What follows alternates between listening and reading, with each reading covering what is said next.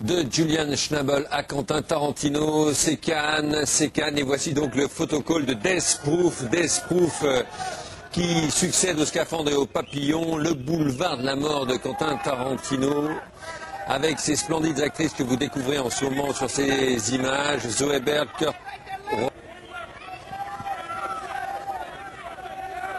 Après tous ces films qui ont marqué le Festival de Cannes, Quentin Tarantino nous propose cet exercice de style qu'est le boulevard de la mort, Death Proof, un film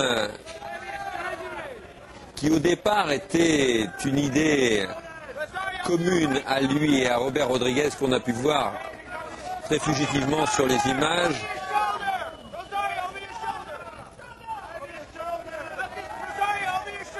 L'idée, c'était de faire un film en référence à ce cinéma des années 70, cinéma qui était projeté dans ces Grand House où on voyait deux programmes, deux films plus courts que les durées de films actuelles, qui se succédaient.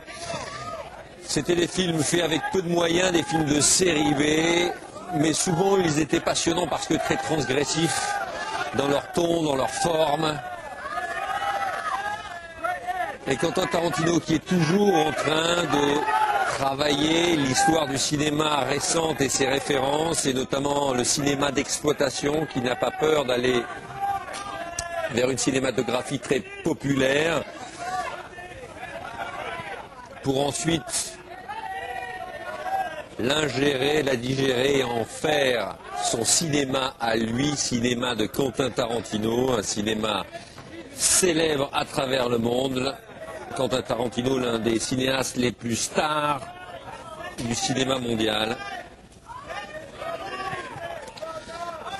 Et comme pour Kill Bill, un casting composé essentiellement d'actrices, de comédiennes. Vous avez Rosario Dawson, vous avez Tracy Thoms, vous avez également Zoé Bell sur ces images, Zoé Bell qui a été la doublure du Macho Man.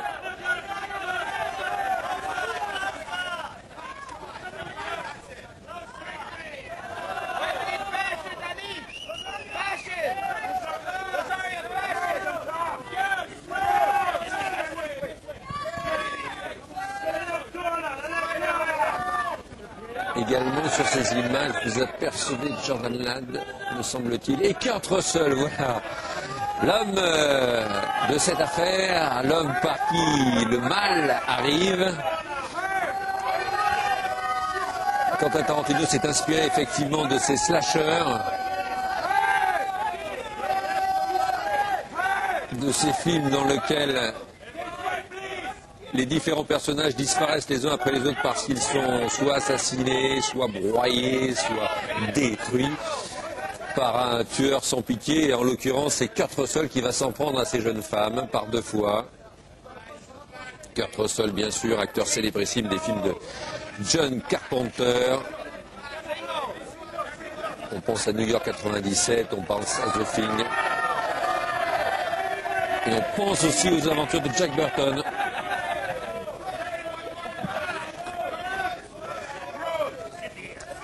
Kurt Russell, acteur icône, pour un cinéaste icône.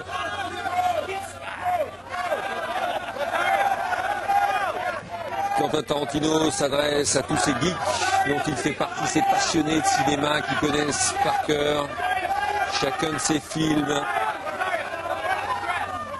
du nom du chef opérateur au dernier assistant, et qui en parle, qui les dissèque plan par plan. Cinéma de série B, cinéma du plaisir, cinéma de la jouissance assumée, cinéma de la sensation. Et je vous le disais, souvent transgressif,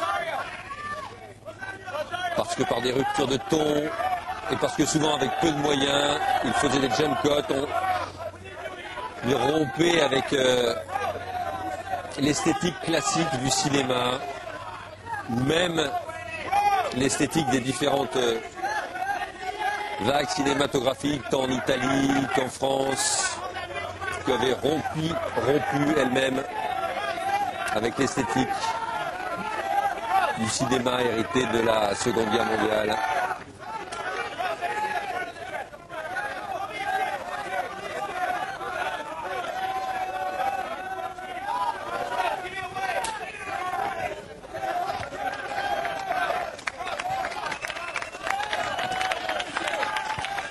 Quentin Tarantino donc de nouveau à Cannes avec ce film étonnant.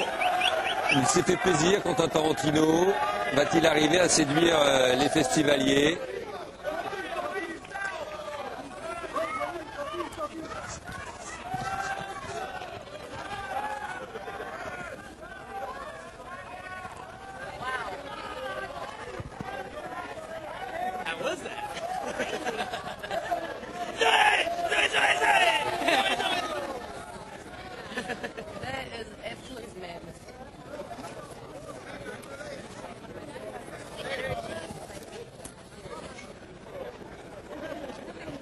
Voilà, l'ensemble de l'équipe de ce film va bien sûr nous rejoindre sur le plateau dans quelques instants. Je vous propose de découvrir donc un extrait du Boulevard de la Mort d'Espouf.